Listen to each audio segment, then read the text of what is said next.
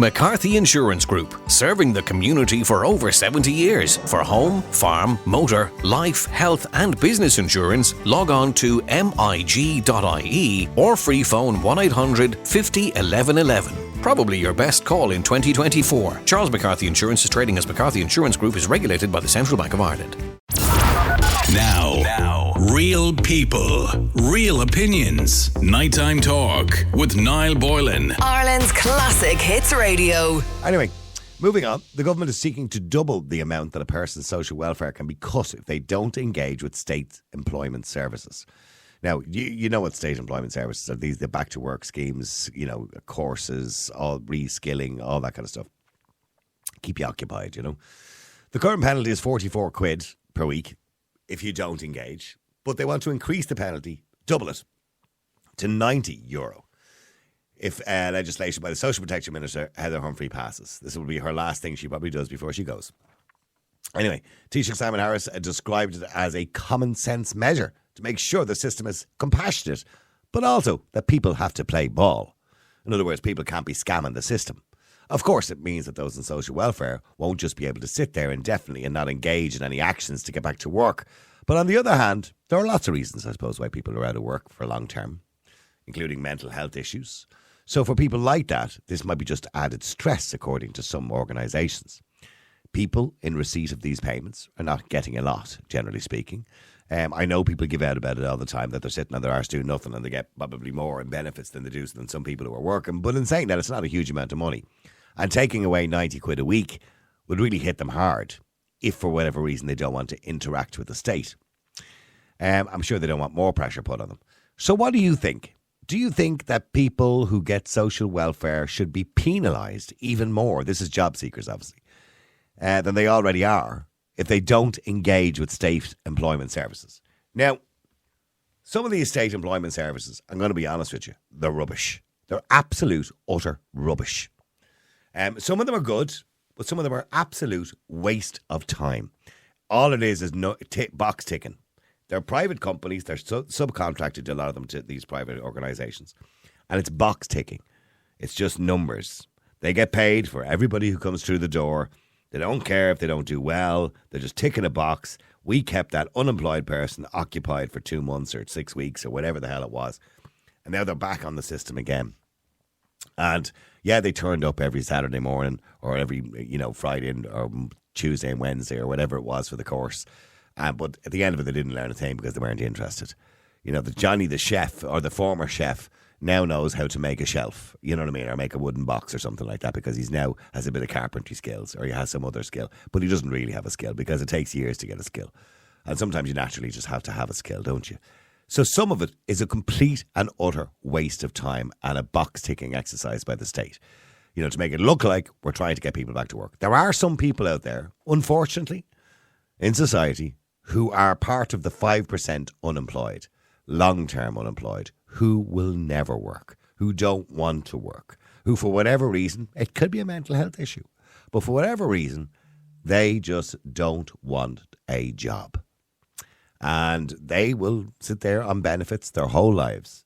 And they'll be sent every now and again. They'll get a letter. Listen, you got to go down to such and such a place to do a course. If you don't do it, you're going to get your dole cut. And they might just turn up and get a sheet signed. Maybe years ago, I had my own business. And I put a job up. We had a job going in the business that I had. And I was doing the interviews. And so there was this girl who was supposed to come at 3 o'clock. But on her CV, it said she was unemployed. So I said I'd give her a chance. And she arrived 20 minutes late. She stood outside the door, even though she was 20 minutes late, having a smoke before she came in. She looked like she hadn't bothered to wash her hair. She was wearing a tracksuit. And she came in to me and I said, do you really think you're coming for an interview today or are you just coming to hang out with your pals? And she says, I'm coming for an interview. Why? Will you just sign that for me? And I said, what's that? And she says, for the social welfare to say I turned up for the interview. I said, you're joking me, aren't you? I said, get out of here. I'm not signing anything for you. So no interest in working. There are people out there who are just on the system, no interest in working. But if they do get caught doing that and not going, and by the way, there are courses that, as I said, are useless. They're of no value to them whatsoever. It's just a box ticking exercise, which makes people rich, by the way, wealthy, these course runners or whoever's running the courses. But do you agree with putting pressure on people and docking 90 quid out of their money? That's a third of their money. It's actually a little bit less than a third of their money. Do you agree with making that, penalising them even more? Let me know what you think. The number is 087 188 0008. Just got a message there from Saoirse. She's not very happy with the fact that I said Johnny can now make shelves. Well, it's true. Johnny the chef can now make shelves because he went on a 3-week course because he was sent there by the dole. But I mean, if they don't go on the courses, should they be penalised even more? Now, I want to be fair, and say there are people who are long-term unemployed who are just not fit to work. They just have no interest in work. They don't want to work. They're of no value to any employer because they don't even want to be there. They're on 200 and whatever it is, 34 quid a week on the dole. And to penalise those people, 90 quid, you're going to put them into the poverty line. That's the argument. But other people will say, well, who cares now?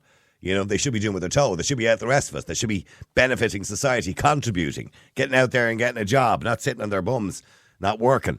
Let me know what you think. Should we penalise people more for not trying to get a job if they're long-term unemployed? The number is 087 188 0008. Let me go to Angela. Angela, hi, how are you? Grand, how's it going? How's it going, Angela? How's it going? It's a great night, isn't it? Is there something wrong with you tonight? Have you been drinking? No, I actually haven't. No, I was down doing something tonight and saw the sunset and it was absolutely stunning. So I'm sorry, it's put me in a fabulous mood. Do you know what I noticed today all day, by the way? Sorry to go off topic here again now. I'm joining you now and going off topic. It was a nice day. There was a clear sky. It was like 4 o'clock, 3 o'clock. The moon in the sky in the middle of the day. Now, I know that happens, and I know you can see the moon in the sky in the middle of the day, but it was very prominent. It's normally not quite as prominent as it was today. So I could see the sun and the moon at the same time. It was odd. I know, it was weird, because did you see Conor McGregor the other night in his video? Oh my God, the moon is so low. I don't take much notice of what Conor McGregor says, with the greatest respect. It just came up on my feed, so I was like, oh, for God's sake. Anyway, getting back to the idea. I mean, look, we already penalise people €44 if they don't take up these courses or don't turn up or show up for them. Is it fair to lumber them with another €45 with 90 quid, with €46 extra? Is it fair to do that? It is, of course. This is for job seekers. Yeah. And if you're meant to be out looking for a job, I don't give a sugar if they turn around and say for the next 4 weeks you're sweeping the roads. Do you know what I mean? Just get off your backside and go and actually be productive for once.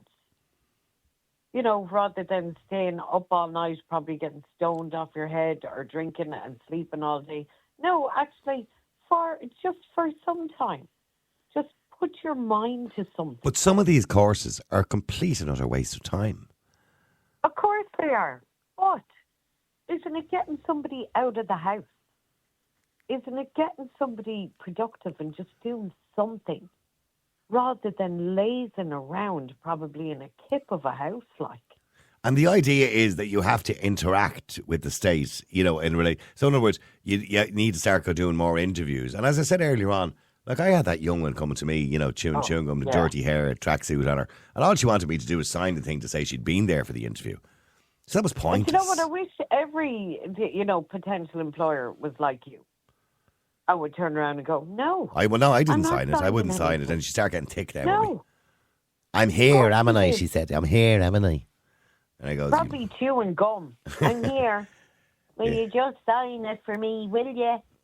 It's just disgraceful. And don't we always say it? Hit people in pockets. That's what you do. So why not? But is it fair? Why not? And I'm just taking up the counter position here, but is it fair to hit somebody in the pocket who's already not really wealthy, not making a lot of money, at 300, whatever it is, €234? Is it fair to hit them with a 90 quid out of that €234? It's a lot of dough. It's more than third. It is. And you know what? As I was saying, I'd say 3 strikes and you're out. But how could you do that? How could you cut somebody off the social welfare? What are they going to live on? How will they eat? Pay their bills? How? I know they don't. I know you're thinking morally they don't deserve it because they're lazy shits. But you can't just cut somebody off. You can't just cut somebody off. But the the threat of it might get them off their backsides for a few weeks. You know, that, if you don't turn up, like, even if you just turn up and it's a course for 8 weeks, you need to do this course. You need to turn up 75% of it, right? Or we're going to cut you. I'm actually just thinking because, you know, people who don't work, who don't want to get out, who don't want to, are just complete and utter lazy bastards. I'm sorry now to swear, but some of them are, just do it for your own mental health, just to get you out of the house and do something. Okay, well, stay there. Let me go to Dave. Dave, hi, how are you? This is sorry, folks. Yeah, Dave, is she right? They need a kick in the hole. Huh? Yeah. So I'd be worried about the people who might slip through the cracks, because I know a girl years ago. She know fault wrong. The fella fucked off, left her with the kids. She ended up in the social. They were like, you have to do this course, you have to do that course. And she said, listen, I don't have childcare, I don't drive, and they nearly cut her off. So people like that I'd be worried about, because, you know, the social welfare system in this country is a very blunt instrument. You know, like, they don't really allow for much in the way of, like, individual cases. Yeah, and there's people like that I'd be worried about. Plus, there's all, like, is this like turning down jobs that are offered, or is this just like turning down courses? I think it's, you know, not engaging with state employment services. So that means not going to courses, not, you know, the way you're supposed to have a certain amount of interviews and you have to get it signed by employers. So basically not engaging, you know. You see, if I can put on my tinfoil hat here for a second, they might be trying to be a bit sneaky here, because, like, you know the way we don't already have FOSS anymore? There's a Solus, isn't it? Yeah.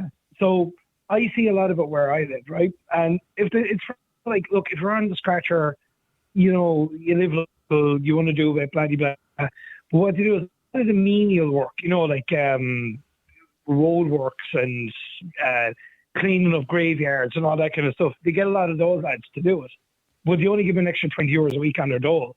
So I'm kind of wondering. No, hang on. See, what was the name of that thing we had years ago? The training thing. Job Bridge. Yeah, the famous controversial Job Bridge, right? And there was an extra 50. No, it wasn't a disgrace. Here's the thing, right? And everybody makes the same mistake when they're talking about these courses, right? So Job Bridge paid an extra 50 quid on top of your dole, right? We had somebody here working in the radio station on Job Bridge. They went on then to be a producer of a show, okay? But anyway, because they learned a new skill. So here's the thing. You're saying it's only an extra 20 or 30 quid on top of your dole. But Dave, you're getting your dole as well. So you're getting that from the state too. So that's part of the wage. Do you understand what I'm saying? No, I know, but But what I'm saying is, they were taking jobs. Like, say, my local graveyard, right? There used to be a caretaker who did that job. He was paid by the council. Paid very well by the council. That job now, we used to be done by 2 or 3 people, is done by the one guy for an extra 20 euros a week. And it's not like, if you do this for X amount of time, we'll give you the caretaker's job, or you can step on to something else. It's just like, that's your job from now on. There's your 20 euros. If you don't want to do it, we'll cut you off the social welfare. You know, so there, like, what I'm trying to say is there is room for it to be abused as well, you know, by the powers that be or by the council, because you do see that. And look, to be on the dole and get an extra few quid a week and sweep the roads in your locality, fuck it, more power to you. If that's what you want to do it. But I'm just saying, it is being left open to abuse in that regard. But what they're essentially saying is, according to Simon Harris, it's a common sense measure.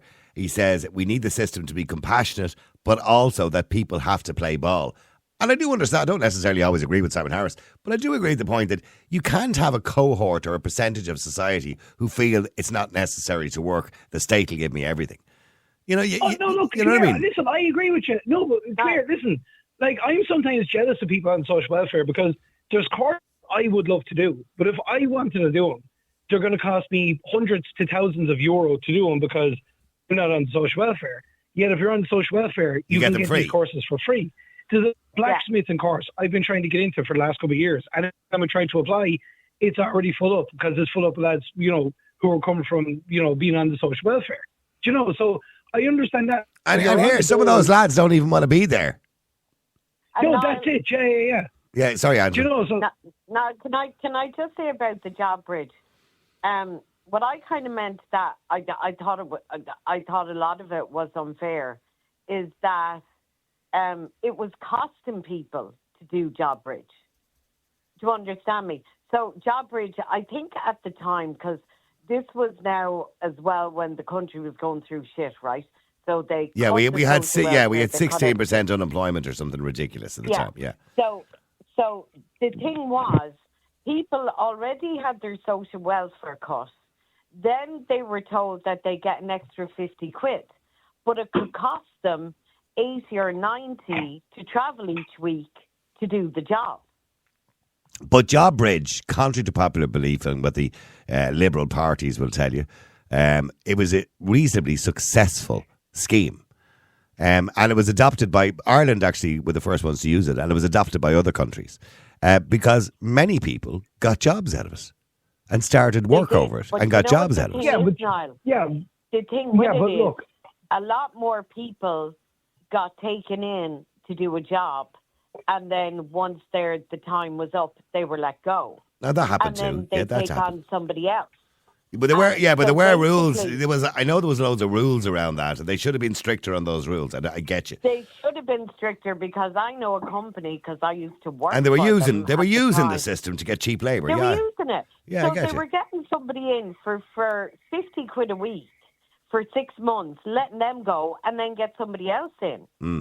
Because it happened in the company I was working with, and it was an absolute disgrace. You know, so. Whereas there was pros and cons for the JobBridge. But with this, just kind of touch on what Dave was saying, I'm not talking about, you know, a single mother with 3 kids, you know, I mean, that's an excuse in itself that you can't go and do it because you don't have childcare and you don't, you know, and I was going to say travel expenses, but sure, Jesus, they probably have, you know, free travel anyway. But I'm talking about when you have the single guy or the single girl sitting at home, living off the dole, having a hoolie of the time, half the time, then yeah, they should be, especially if you've no kids. Yeah. I will put a stipulation into it, especially if you have no kids, you have to turn up for it. Okay, well, stay there for a second. Let me go to Joe as well. Joe, hi, how are you? All right. I'm not too bad now. Good evening. How are you, Joe? How are things? Joe, do you think this is a good idea to basically punish people who are long-term unemployed if they don't play ball? Well, the way I look at it is, Niall, there's a lot of people in this country who should be made do a fair bit of graft because, as I was saying there to your researchers, there's young people now, especially young fellas. You know, the kind of gonjos, I call them. You know, they're going around wearing the best of tracksuits and they're off their heads on cocaine and they're destroying themselves and destroying society. I think for the likes of them who refuse to take up any employment, they should be punished. Yes, I would agree. But if somebody is on with a mental health issue who's on a suicide watch or something like that. Yeah, that's the extreme, obviously, yeah. You know, I wouldn't go down that road. But then again, with this kind of government we have at the moment, and probably this new government, whoever comes in, and probably be Fine Gael again, hopefully not. But I do expect that this is going to be the kind of regime they're going to do. They're going to target the wrong person, like they do with everything else. Some people will argue they're targeting the wrong, and Dave even makes the point that sometimes they could be targeting the wrong person by doing this. That there are people out there, look, you know, 234 quid a week on the dole. People might say, isn't it great you're getting 234 quid and you're sitting in your hole doing nothing. But at the end of the day, 234 quid doesn't buy you very much, not in this day and age. So, you know, you're not going to have the life of luxury on 234 quid a week. Well, they're certainly not going to be staying in Joey's Hotel having a Barney. No, not until... So the idea that you're going to cut them by 90 quid if they don't play ball, like, that's a lot of money to be taken out of their money, you know what I mean? It is, well, of course, a lot of money, yeah, and I totally agree. But I'm only on about really the ones who are a liability to the state. You know, I'm talking about the fellas who are involved up to their necks in criminal activity, antisocial behaviour. You know, like the fellas you see now on the streets of Dublin and Cork. They're going around like and they're targeting people on the looses, hassling people for money. You know, these kind of guys. I'm talking about I mean, to be fair, Dave, a lot of the 5%, because it's actually less than 5% now, the unemployment rate. They're people 4.3, I think. Yeah, that's it. So they're people who just don't want to work. Because let's be clear, Ireland is now in a position where you can't walk down the road and you'll be offered a job, right? So there are jobs out there. There might be jobs that you like, but there are jobs. There are. And look. To be fair, like those cases of people. But now the point Joe is making is the ones that don't work, they're usually gougers. Yeah, no, that's true. But you are, and look, it's even a smaller proportion because that 4.3 also takes into account OAPs and people with disability, and there's a higher amount of that. So you could probably people on job seekers probably make up maybe about 2% of the population. So I don't think now the 4.3% wouldn't include people who are OAPs or on pensions. No, they do, yeah. If you look up the CSO, the Department of Social Protection, and the 4.3%. But they're on a pension. That's a different welfare payment. They're in a pension. No, but when they're doing the unemployment figures, like the 4.3% aren't just people on job seekers. It doesn't differentiate. But if you're 67, you're not unemployed. No, I know you're not unemployed, but if you look it up, like how the social welfare money is paid out in this country. I understand that, but I think the 4.3% unemployment rate that we talk about are people who are available for work. Now, 70-year-old Mary is not available for work. She's on a pension. Yeah. But I don't think the 4.3 is just. No, look, I'm open to correction, but I get AJ to have a look at that, and she's going to kill me now. I get AJ to have a look at that, but I don't think that's the case, Dave. That wouldn't make any sense to me. So, AJ, what we're asking here is the 4.3% unemployment rate currently in Ireland at the moment, does that include people over the age of 65? I don't think it does. I think it's people of working age. No, but I'd say it does include people on disability and shit like that. No, it doesn't. Yeah. No, they're in a disability payment. Separate again. They'd be on disability. It's basically people who are on job seekers. Able-bodied people able to work. Yeah. Yeah, that you are an ability to work. Disability isn't. Separate. aren't. They're totally separate. All right, maybe I must have mixed up with something else I was reading before. But obviously. Shut up, you don't know everything, you big pig. Well, I know he might be right. I'll find out in a second. Listen, at least I'm willing to put my hand up and admit I'm fucking wrong. Not like half the callers of the show, all right? So give me that much at least. Okay, so by the way, according to AJ, she's reading it here, the 4.3% is it's classed as the workforce, those available for work. Now, those available for work are not over the age of 65 because they're in a pension. Yeah. Right, so, those available for work are not disabled because they're on disability payment. I will actively seeking employment, it says. I will graciously admit that I was wrong. It's okay, Dave. It's all right to be wrong every now and again. You know what I mean? It's okay. These things happen. Nobody's infallible. Yeah, I know. It's never happened to me, Dave. So okay, but you've lost my train of thought. So going back to what Joe was saying, a lot of those 4.3% are gougers, or whatever Joe called them. I'm not sure. Yeah, I'd love to see. I'd love to see every last one of those little Canada Goose wearing little fucking scumbags be cut off the social and let them defend for themselves. 100%. You can't really do that either, can you? Disagree with that. Yeah, but it's hard to. Even I can't defend cutting people off the dole because what are they going to live on? Because all that will do is increase crime. So, but the idea is that we do need to force them to change their ways. Yeah, but how are you going to do that? Like the only way you're going to do that is get them. But you're not, because then they're going to be involved in more crime because they're losing their soft cushion. It's such a complicated thing. Like you literally need, like, that generation is probably gone. There's probably no getting to them. So what you need to do is get them while they're younger. Get them, break the cycle of like criminality and sponging off the state. But at the same time, it doesn't matter how perfect a system you come up with. You will always find people who are able to game the system. This is human nature. Okay, listen, lads, I'm going to have to go to the news in a second. But just before I do, Joe, Angela, Dave, I am going to be talking about reality television after the break. And I will be talking to one reality television star a little bit later on.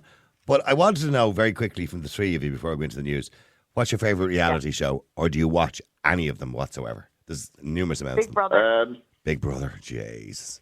I don't particularly watch reality TV, Niall. I just think it's just completely fake, It's the kind of prima donna that's destroying our world in this day and age. But that's just me. I'm old-fashioned, I'm old school, so I have no interest in reality TV. No, I don't have much interest myself. I've often watched that once or twice years ago, the Celebrity Jungle one, but I lost interest in it very quickly. That's rubbish. Okay, Dave, do you watch any of those reality TV shows, Love Island, Celebrity Jungle? The only ones I'd like be Gogglebox Ireland and First Dates Ireland. First Dates Ireland would probably be number one. First Dates Ireland. Yeah, it's brilliant because it's not like if you watch the English one, you'll see there's people on it, right? And you know by them that they're trying to use this to kind of launch their reality TV career. If you watch the Irish one, it's just real, genuine people. It's a wonderful show. It really is. A good friend of mine was on it. A good friend of mine, Mark, was on First Dates. It's a bit contrived, isn't it? No, it's brilliant. It killed him not to tell anyone. Yeah, I was on. Well, I don't know if it's classed as reality. I was on Eating with the Enemy. Oh, I saw that. I Yeah. remember that. That Niall. I was. It was a dominatrix, wasn't it? She was a dominatrix. I was put in with a dominatrix, which was very.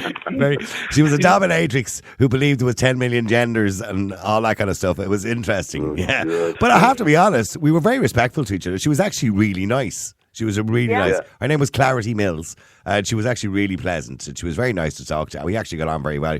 Well, but here's the thing, right? Here's the scoop, the inside scoop, right? It's all contrived. It's completely contrived. Like, for example, when I went in and I sat down, they said to me, go in there now into the restaurant and sit down. When she comes in, don't shake her hand.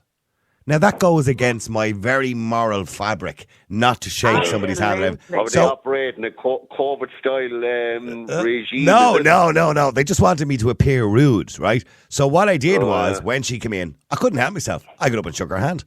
And she shook mine because she put her hand out to shake my hand. So I had no choice but to do it. And that's the kind of thing I would do anyway. But what they did was, they cut that out of the finished episode. They cut it out. And they made me look like I was really rude to her. You know? So you don't get on First Dates. You just have two people sitting down having dinner together, and but we weren't having a date, clearly, obviously, because I'm married. You know what I mean? But it was just obviously a exchanging of thoughts. Yeah, but you never know. You might have options if things ever go tits up between you and Karen. and it was really awkward. By the way, things are not going to go tits up, but it was really awkward, Dave, because you're sitting there trying to eat and talk at the same time. And the food was horrendous, by the way, can I point out? It was horrendous. But I had to pretend it was nice. I have to say, Mark said First Dates was great fun, great crack. They were told to be themselves. The only thing is, like, afterwards, when you see them going off in the taxi and all that kind of way, he said that was bullshit. He said they said goodbye and everything, and then they went up to the bar afterwards and had a drink. Oh. Right, well, listen, lads, ladies, thank you very much indeed. Now, real people, real opinions. Nighttime Talk with Niall Boylan. Ireland's Classic Hits Radio.